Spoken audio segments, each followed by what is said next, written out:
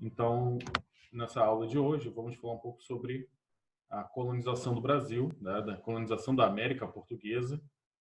Então, é bom a gente ter sempre em mente um pouco do que falamos sobre a dominação espanhola e para fazer um paralelo com o estilo de administração dos portugueses e tentar superar um pouco aqueles preconceitos que nós aprendemos na escola. Geralmente, a gente fala muito sobre o passado colonial do Brasil como sendo o responsável pelo atraso econômico, o atraso social do Brasil na atualidade.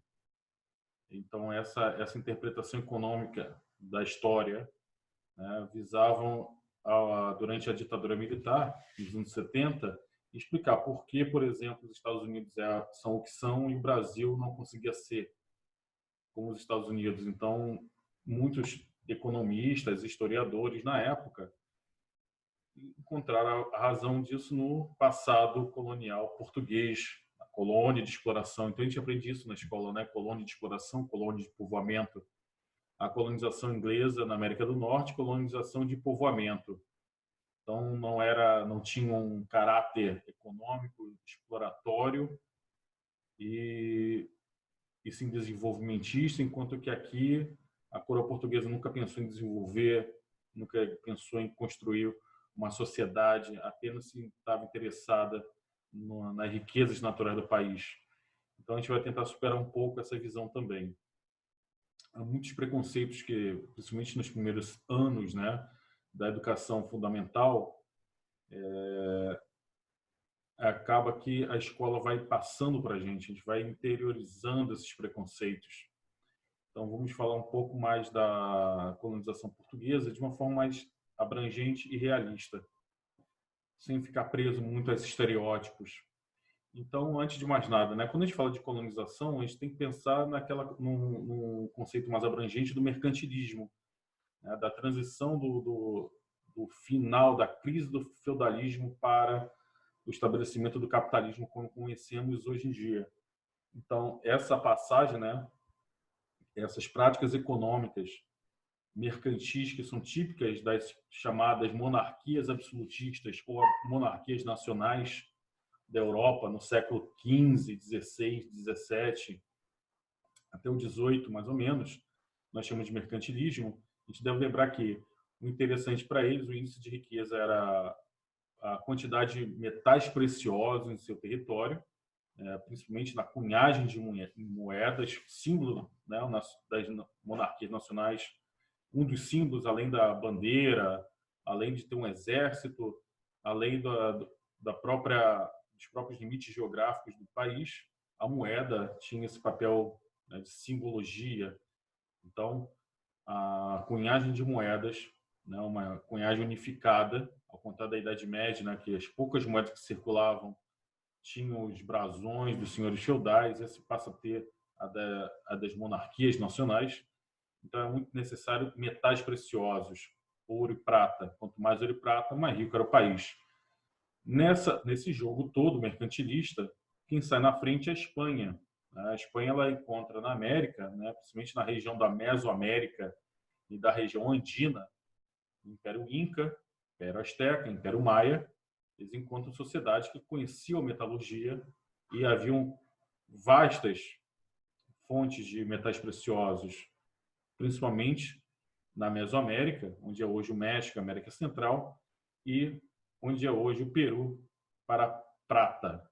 Então a Espanha simplesmente sugou o máximo possível, tinha até uma administração colonial muito mais elaborada, uma fiscalização muito mais restrita, né, com vários órgãos para evitar que esse ouro se perdesse no meio do caminho.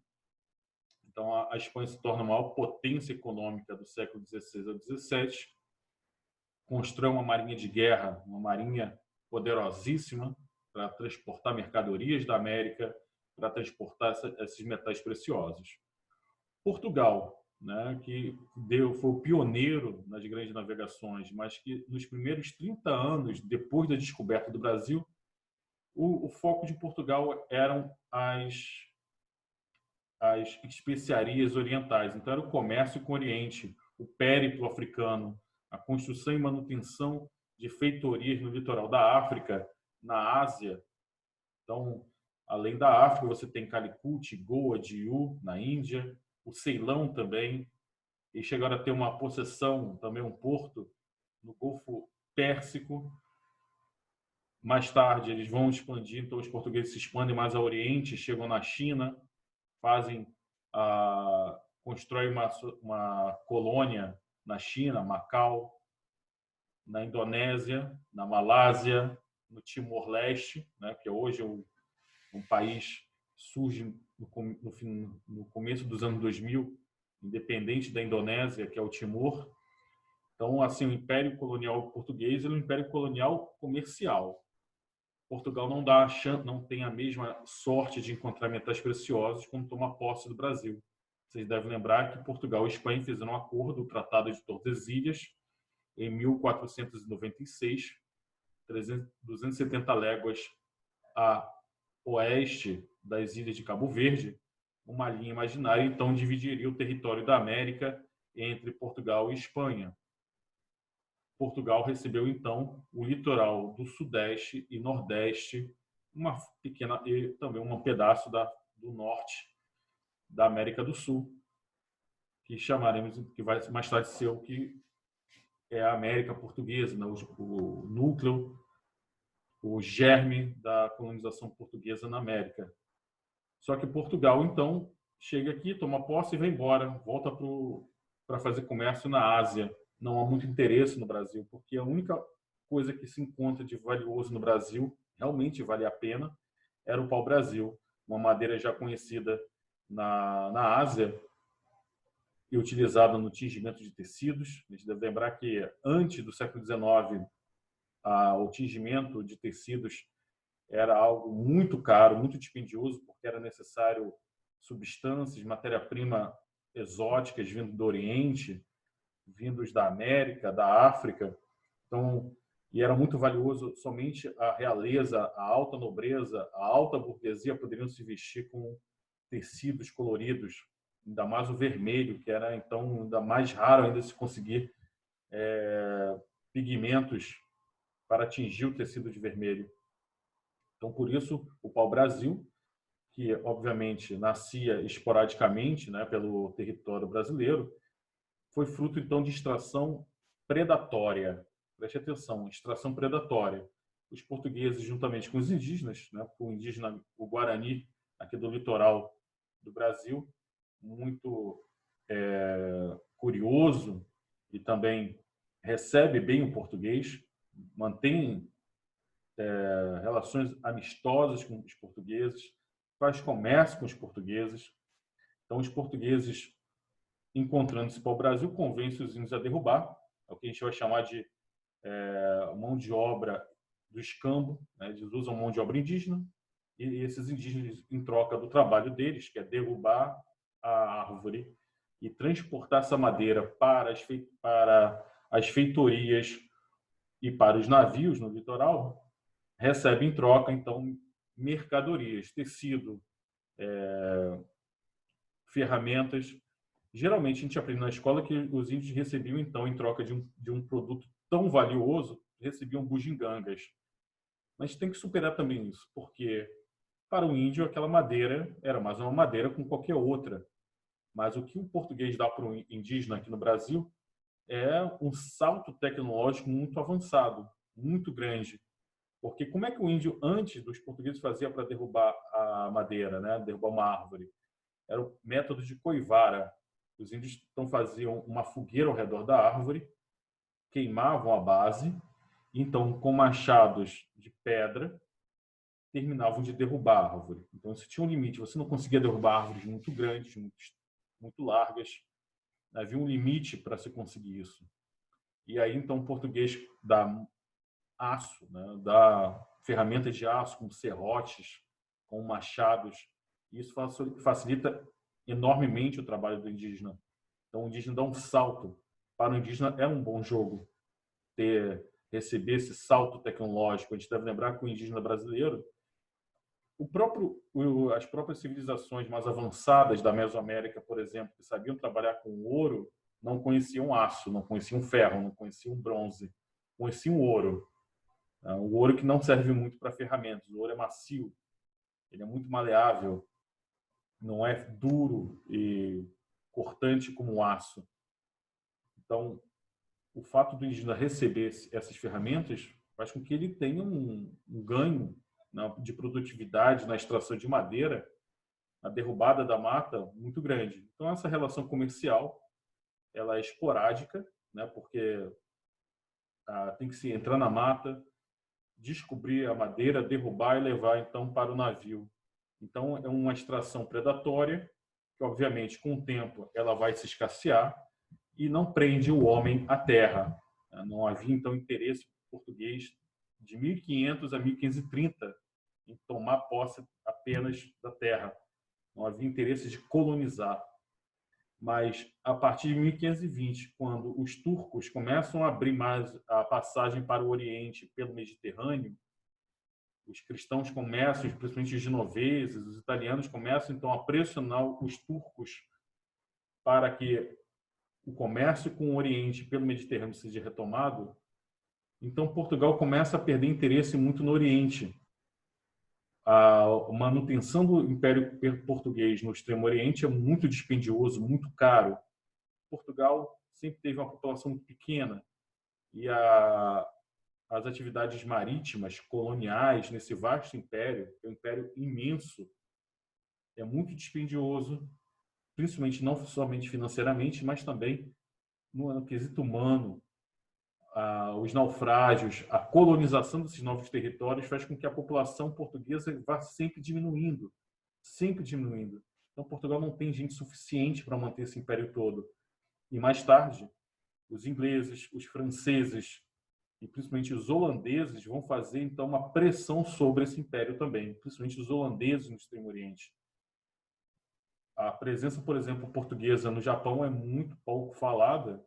Você ainda fala de Macau, fala na Índia, mas pouco se fala sobre a presença portuguesa no Japão, que foi muito intensa durante 100 anos. Mas porque devido a interesses políticos e religiosos, a gente deve lembrar que os portugueses, a colonização portuguesa, né, o comércio português, ele anda lado a lado com a expansão do cristianismo, que justifica, legitima essa expansão, a dominação sobre outros povos, a utilização da violência para garantir o mercado, para garantir a dominação sobre esses novos territórios, ela é justificada pela expansão do cristianismo.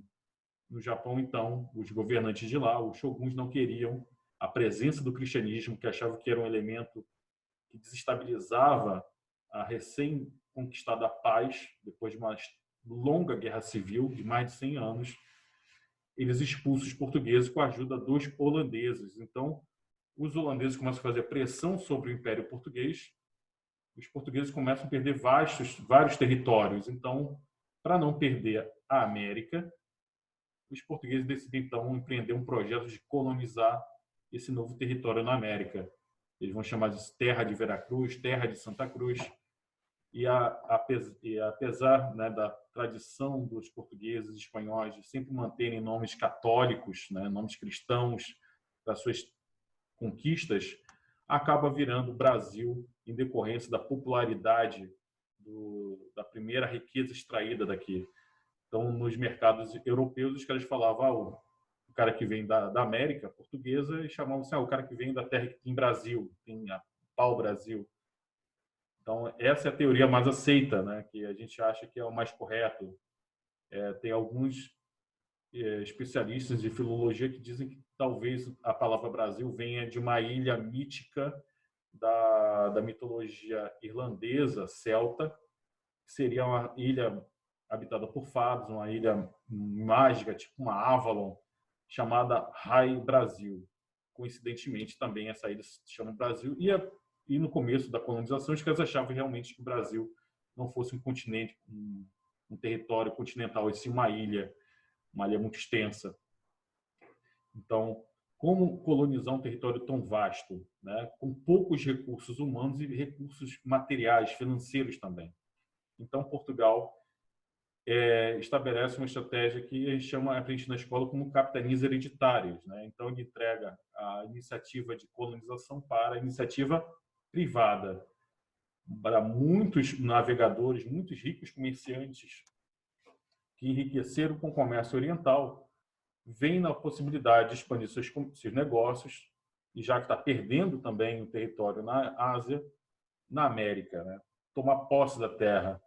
Então, assim, a garantia de que os holandeses, os franceses, ou até mesmo os ingleses, que nunca se interessaram muito por isso aqui, mas poderiam também ser uma ameaça, né? Que volta e meia os corsários, para quem não sabe a diferença de corsário para pirata, o pirata, né, é aquele navegador com a sua tripulação no seu navio que assalta e rouba mercadoria, né, toma posse de outros navios, rouba mercadoria desses navios, mas é de iniciativa particular, né? Já o corsário, ele geralmente o corsário ele tem uma participação da própria coroa, né?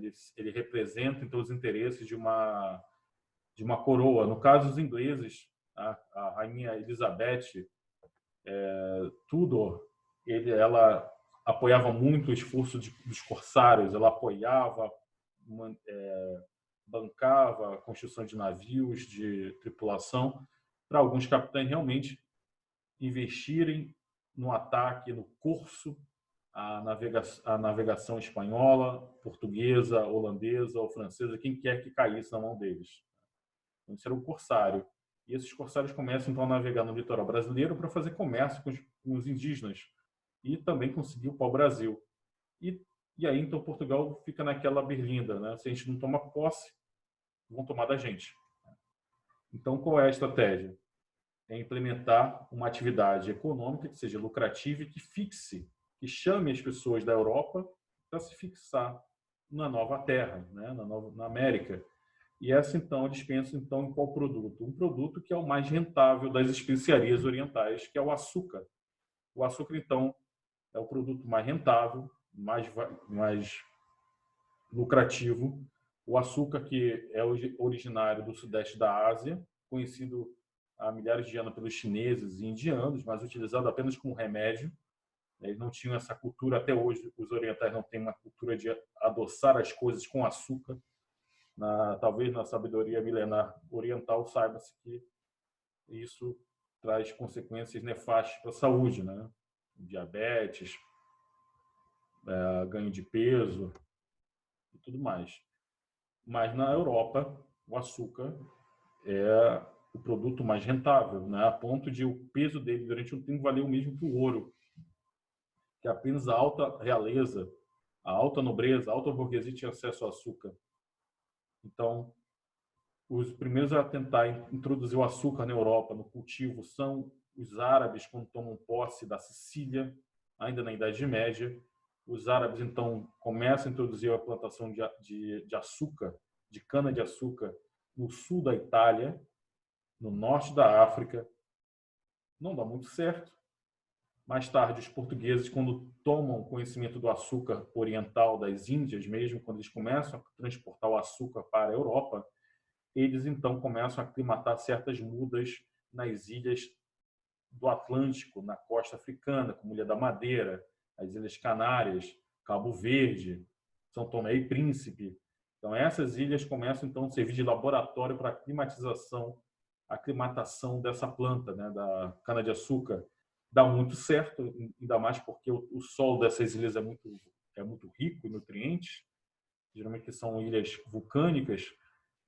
Então, eles pensam, bom, se nessas ilhas pequenas a gente consegue produzir bastante açúcar, imagine só se a gente puder produzir num território muito maior. Então, é escolhida a cana-de-açúcar para essa atividade econômica que seja rentável, que atraia recursos também, né, que atraia investidores.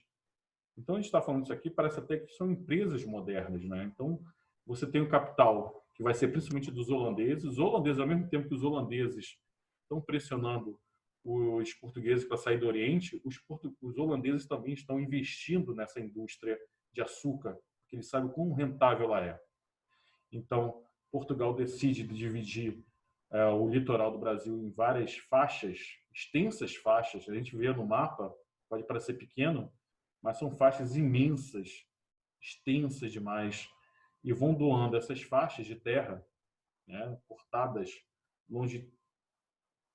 na parte longitudinal, e vão entregando então a investidores, que a gente vai chamar então de capitanias. Então, os caras que decidem então investir o dinheiro, eles recebem então um documento da coroa, que são as cartas forais, as cartas de doação.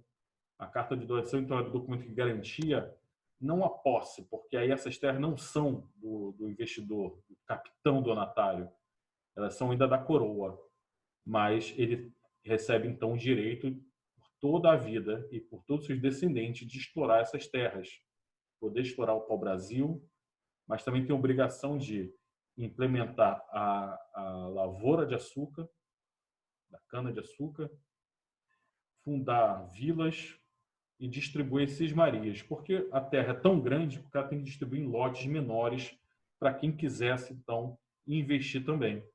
E aí cobrar impostos. Então, ele tinha esse direito de cobrar impostos, se a lei, se a ordem, poder fundar vilas. Então, cada capitão donatário é como se fosse um pequeno rei de cada faixa de terra, de cada capitania. Mas é claro que a terra pertence ao rei de Portugal e não aos capitães. Os capitães têm o direito de explorar economicamente, de desenvolver, de colonizar. Tem várias prerrogativas, mas a terra em si não são deles. Essa estratégia não vai dar muito certo, apenas 2 capitanias, e essa estratégia de capitanias hereditárias vai perdurar durante todo o período colonial do Brasil, todo, até a chegada de Dom João VI. Geralmente, quando a gente fala assim de capitanias hereditárias, a gente diz, não deu certo, e Portugal abandona. Na verdade, não abandona. O que Portugal faz é tentar aperfeiçoar. Apenas 2 dessas capitanias funcionam, dão certo, que é Pernambuco, devido a ser no Nordeste, o solo mais rico, um solo de massapê, um solo muito propício ao plantio da cana, a proximidade com Portugal também, apesar de estar longe pra caramba, ele era mais próximo de Portugal, por exemplo, do que o sul, né? A região mais ao sul. Mas ao sul, a outra que também dá certo, e hoje em dia é questionável se realmente deu certo, foi a capitania de São Vicente. Mas de tantas capitanias, apenas 2 dão certo. Por que elas dão errado? Devido à extensão dessas capitanias, a dificuldade de se desenvolver atividades econômicas nessas capitanias. No começo, a relação com os indígenas era muito amigável, mas quando é a necessidade de implementar a indústria de cana-de-açúcar, é a necessidade, então, de você forçar os indígenas a trabalharem nessas lavouras, aí a coisa desanda. Não é da cultura do indígena trabalhar em lavouras extensas para produzir algo que ele não vai consumir, que ele não sabe para que serve. Então, começa a surgir o atrito entre os indígenas, que vão começar, então, a fugir para o interior da mata. O português não conhece o território, então é muito difícil aprisionar os indígenas. Então, muitos indígenas, muitas tribos se voltam contra a presença portuguesa, então há os ataques dos indígenas.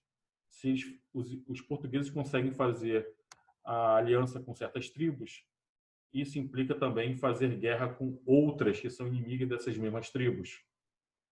Então, você tem o ataque dos corsários, os ataques dos indígenas, a dificuldade de se implementar, de se trazer pessoas de Portugal interessadas em colonizar o Brasil. Vão ter capitanias que os capitães nunca irão tomar posse, vão ficar simplesmente abandonadas por quase toda a sua história.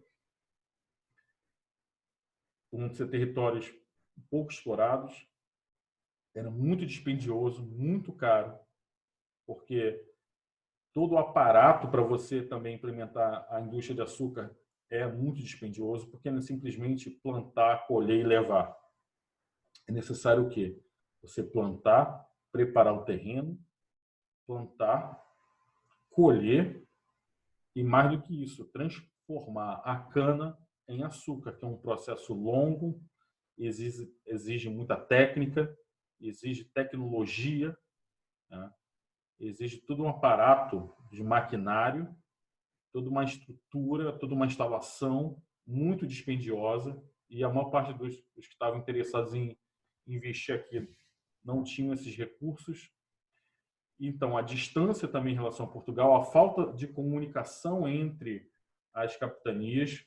Quando a gente pega no mapa, a gente pensa, é só o cara pegar um barquinho e ir de uma capitania para outra, mas você não tem estradas, você não tem, não é tão fácil navegar no litoral do Brasil, né? É muito demorado. Então, isso faz com que essa primeira experiência de capitania hereditária não dê muito certo. Então, 18 anos depois, em 1548, o Portugal, então, cria o governo geral. Sim, na Espanha, na parte espanhola da América, você tem os vice-reinados, né, onde cada região vai ter um vice-rei, um alto funcionário com as mesmas prerrogativas de um rei na América. Portugal, então, vai criar a figura do governador-geral, que vai ser o representante máximo do rei na América, auxiliado por vários outros funcionários, vários outros órgãos, como o ouvidor-mor, o defensor-mor, é o capitão-mor, e que vai cuidar, então, da defesa, vai cuidar das leis, né, vai cuidar da própria relação, né,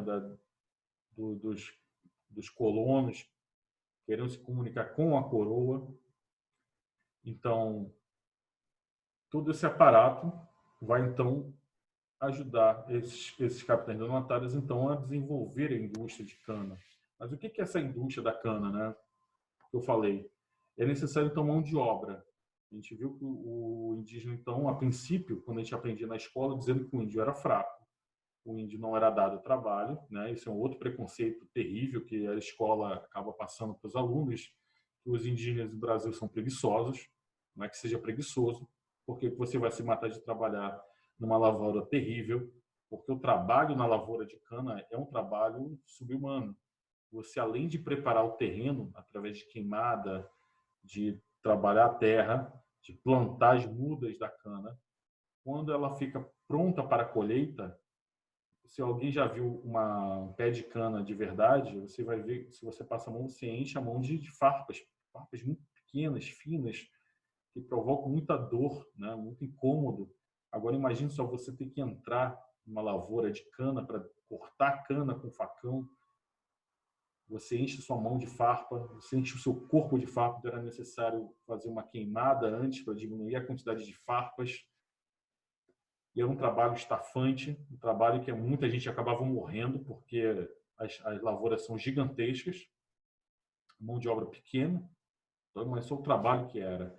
É claro que os indígenas vão entrar em conflito com os brancos, não vão aceitar as condições, vão entrar em conflito, vão fugir mais para o interior. As tribos, muitas dessas tribos deixam o litoral e vão migrando sempre para o interior do território inóspito, desconhecido pelo colonizador português.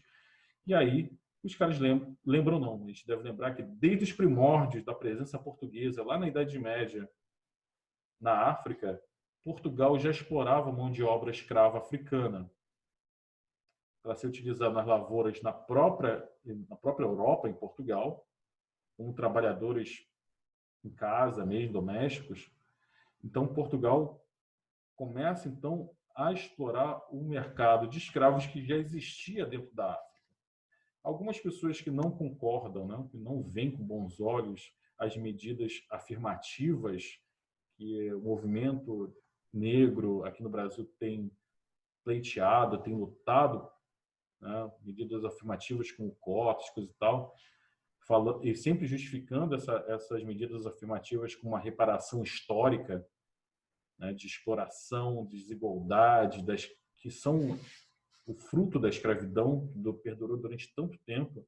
A gente deve lembrar que o Brasil é o penúltimo país da América, eu acho que é o último país da América a abolir definitivamente a escravidão. Eu acho que a gente veio até depois de Cuba, que é considerado o último. Então, assim, muitas pessoas falam, mas já existia escravidão na África. Sim, já existia, parece que a escravidão é uma coisa quase que universal. Se você parar pensar, lembrar do que vocês aprenderam sobre a antiguidade clássica, desde a Grécia e Roma Antiga, que a base da economia dessas sociedades era a mão de obra escrava. E os romanos, por exemplo, escravizavam todo mundo, né? Escravizavam quem caísse na mão deles, escravizavam. Eles não tinham preconceito, não tinha questão de raça.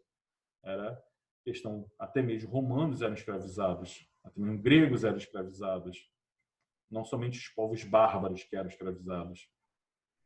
Então isso é uma coisa que você vê presente em todo o território, em todo o mundo, na própria América. Você vê que os astecas escravizavam outros povos mais fracos. Mas a questão é que quando Portugal se insere dentro da África, Portugal começa a explorar, mas também começa a favorecer certos reinos em detrimento de outros reinos. Começa então a tornar a atividade de aprisionamento de escravos uma coisa lucrativa para certos reinos. Então, se era uma coisa que só existia dentro da África, devido à influência de Portugal, ela se torna uma indústria muito lucrativa, porque aí Portugal começa a fornecer armamento, começa então a fornecer riquezas para certos reinos, para escravizar outros.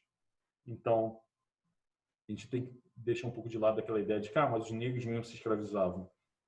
Bom, a gente deve lembrar que os africanos se consideravam, não se viam como um povo homogêneo.